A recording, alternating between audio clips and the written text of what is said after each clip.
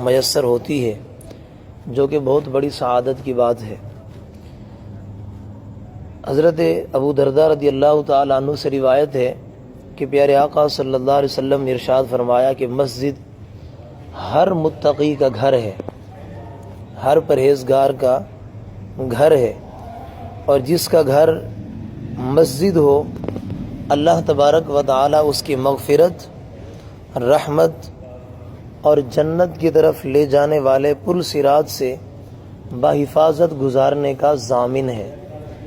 گویا جو شخص مسجد کو اپنا گھر بنائے تو اللہ تبارک و تعالی اسے سلامتی کے ساتھ پل صراط سے پار لگا دے گا۔ اور مسجد کو گھر بنانے سے مراد کیا ہے؟ کیا وہاں پر جو ہے وہ بندہ چارپائی بچھا کے سو جائے؟ ایسا نہیں۔ مسجد کو گھر بنانے سے مراد یہ ہے کہ اتنی کثرت سے مسجد میں عبادت کی غرض سے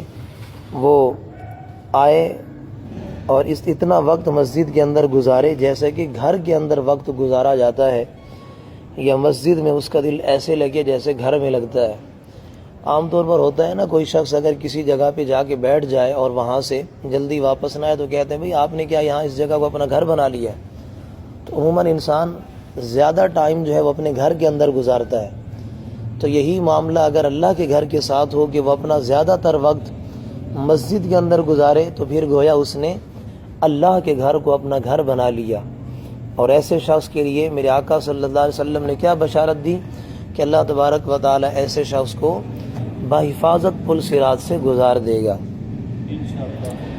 اور حضرت ابو ہریرہ رضی اللہ تعالیٰ عنہ فرماتے ہیں کہ پیارے آقا صلی اللہ علیہ وسلم نے ارشاد فرمایا، جب کوئی بندہ ذکر و نماز کے لیے مسجد کو اپنا ٹھکانہ بنا لیتا ہے تو اللہ تبارک و تعالی اس سے اپنی رضا، اپنی خوشنودی کا اظہار اس طرح فرماتا ہے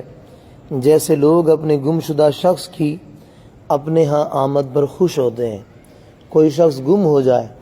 اور اس کو کافی دنوں تلاش کرنے کے بعد جب وہ ملے اور پھر جب اپنے گھر پہنچے تو گھر والوں کو کتنی خوشی ہوگی۔ تو حدیث پاک میں کیا فرمایا گیا کہ جو شخص جو ہے وہ ذکر و نماز کے لیے مسجد کو اپنا ٹھکانہ بناتا ہے، جب بھی وہ مسجد میں آتا ہے اللہ تبارک و تعالی اس سے ایسے ہی خوش ہوتا ہے جیسے کہ گم شدہ بندہ اپنے گھر واپس آئے تو گھر والوں کو خوشی ہوتی ہے۔ اللہ رب العالمین کو اپنے بندے کو مسجد میں پا کر اس سے بھی زیادہ خوشی ہوتی ہے، اللہ پاک راضی ہوتا ہے۔ کتنی بڑی فضیلت کی بات ہے۔ اور یہ بات بھی ذہن میں رہے کہ جہاں مسجد میں رہنا ثواب ہے، اس پر اجر ہے، وہیں مسجد کا ادب و احترام نہ کرنے پر سخت وعیدیں بھی ہیں۔ کہ حضرت حسن بصری رضی اللہ تعالیٰ عنہ سے روایت ہے کہ پیارے آقا صلی اللہ علیہ وسلم نے ارشاد فرمایا، لوگوں پر ایک زمانہ ایسا آئے گا کہ مسجدوں میں دنیا کی باتیں ہوں گی، جب ایسا ہو تو تم ان کے پاس نہ بیٹھنا کہ ایسے لوگوں سے اللہ تبارک و تعالیٰ کو کچھ کام نہیں۔ پیارے اسلامی بھائیو، مسجد اللہ تبارک و تعالیٰ کا گھر ہے، اسے آباد کرنا یہ ایمان کی نشانی، اور مسجدوں کو ویران کرنا تو قرآن کریم نے اس کے بارے میں فرمایا کہ مسجد کو جو ویران کرنے کی کوشش کرے اس سے بڑھ کر ظالم کون ہو سکتا ہے۔ مسجد کی حاضری کے وقت مسجد کے آداب کو ملحوظ رکھنا چاہیے۔ مدنی قافلے میں سفر کرنے والوں کا اٹھنا بیٹھنا، رہنا سہنا، کھانا پینا، گفتگو کرنا، یہ ساری چیزیں چونکہ مسجد کے اندر ہوتی ہیں، اس لیے ان میں سے ہر ایک فرد کو مسجد کے آداب کے بارے میں جاننا اور اس کی اشیاء کے استعمال کا علم ہونا یہ ضروری ہے، تاکہ مسجد کے اندر رہتے ہوئے بجائے نیکیاں کمانے کے کہیں ہم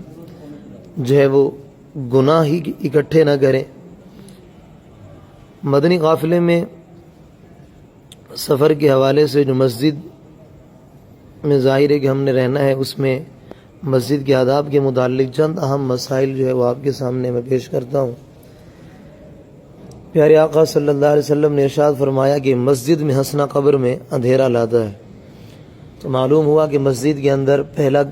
پہلا مدنی پھول تو یہ ہوا کہ مسجد کے اندر کہا نہیں لگانا، ہاں ضرورتاً مسکرانے میں حرج نہیں، مسکرانا بھی ضرورت کے تحت ہو، خواہ مخواہ بھی اگر کوئی مسکراتا رہے گا تو لوگ جو ہے وہ پھر اس کے ذہنی توازن پر بھی شک کریں گے۔ دوسری بات یہ ہے کہ اعلیٰ حضرت رحمۃ اللہ تعالی علیہ فرماتے ہیں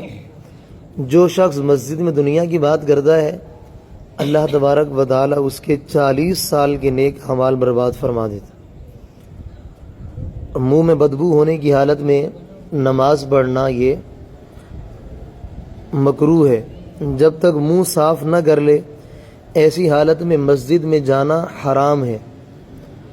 کہ اس سے نمازی کو ایذا پہنچے گی۔ اور اگر کوئی یہ سوچے کہ جہاں میں نماز پڑھتا ہوں وہاں صرف اکیلا میں ہی ہوتا ہوں، اگر کوئی ایسی مسجد بھی دنیا کی ہو جہاں صرف اکیلا یہی نمازی ہو، تب بھی کیا گنجائش ملے گی اس کی کہ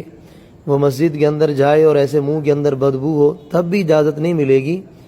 آپ سوچیں گے کہ پہلے تو یہ وجہ بیان کی گئی کہ نمازی کو تکلیف نہ ہو، اب کس کو تکلیف ہوگی؟ اکیلے بھی نماز پڑھے گا تو اللہ کی رحمت کے فرشتے بھی تو آتے ہیں نا، تو ان کو ایذا پہنچے گی۔ اس لیے اکیلے ہونے کی حالت میں بھی اس طرح مسجد کے اندر داخلہ اس کا حرام ہے۔ مسجد میں ری خارج کرنا یہ بھی منع ہے، یہ بھی درست نہیں، اس کے لیے بھی باہر جانا چاہیے۔ اور مسجد میں ایسے بچے جن سے نجاست کا خدشہ ہو، چاہے پیمپر وغیرہ بھی لگے ہوں، ایسی حالت میں بھی مسجد کے اندر ان کو لانا جو ہے، جبکہ ظن غالب ہوگے پیشاب وغیرہ کریں گے یا مسجد میں شور مچائیں گے، تو ایسے بچوں کو مسجد کے اندر لانا یہ حرام ہے، یہ جائز نہیں۔ اسی طرح فرش مسجد پر گرے ہوئے بالوں کے گچھے، اسی طرح تنکے وغیرہ، کچرا وغیرہ، یہ ڈالنے کے لیے ہو سکے تو اپنے پاس ایک چھوٹا سا شاپر وغیرہ رکھیں، جیب کے اندر رکھیں کہ کوئی اس طرح کی چیز ملے تو اسے اٹھا لیں۔ کہ پیارے آقا صلی اللہ علیہ وسلم فرماتے ہیں جو شخص مسجد سے تکلیف دہ چیز کو نکالے گا اللہ تبارک و تعالی اس کے لیے جنت میں گھر بنائے گا۔ تو یہ بڑی فضیلت کی بات ہے، اور یہ بات سمجھ ان کو آ سکتی ہے جنہوں نے یہاں پر اب اس مہنگائی کے دور میں ذرا چھوٹا سا بھی مکان بنایا ہو۔ جنت کا محل تو پھر محل ہوگا، ایک وہ کہ جسے آپ محل سمجھتے ہیں، ایک وہ جسے رب نے محل قرار دیا۔ تو ظاہر ہے ہر ایک اپنے سٹیٹس کے اعتبار سے بات کرتا ہے۔ اللہ رب العزت نے جس کو محل قرار دیا، ظاہر ہے وہ ہماری سوچ کی طرح کا محل تو نہیں ہوگا۔ تو کیسی اللہ کی رحمت برس رہی ہے، مسجد سے تھوڑا سا کچرا، تھوڑی سی چیز تکلیف دینے والی، بالوں کے گچھے اٹھا لیے تو جنت میں اللہ تبارک و تعالی اس بندے کے لیے گھر بنائے گا۔ کتنی فضیلت کی بات ہے، اور کس قدر اس کو پانا آسان ہے۔ ذرا اس کے لیے بس تھوڑا سا اہتمام کرنا پڑے گا۔ پسینے اور منہ کی رال وغیرہ سے مسجد کے فرش، دری، کارپیٹ وغیرہ کو بچانے کے لیے بھی جو ہے وہ اپنے مدنی قافلے کے مسافر اپنی ذاتی چادر وغیرہ پر ہی سوئیں، تاکہ ظاہر سوتے میں پتہ نہیں چلتا منہ سے رال وغیرہ نکلتی ہے، یا گرمی میں لائٹ چلی جائے، یا ویسے بھی اگر گرمی کہیں زیادہ ہو تو پسینہ ظاہر انسان کے جسم سے نکلتا ہے،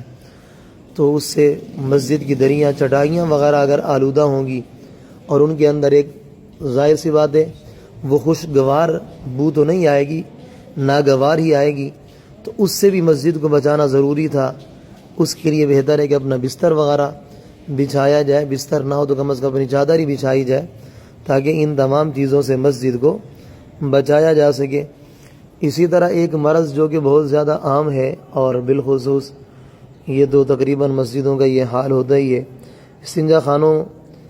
کے لیے جو ہے وہ چپلیں بغیر اجازت کے پہن کر چلے جاتے ہیں، حالانکہ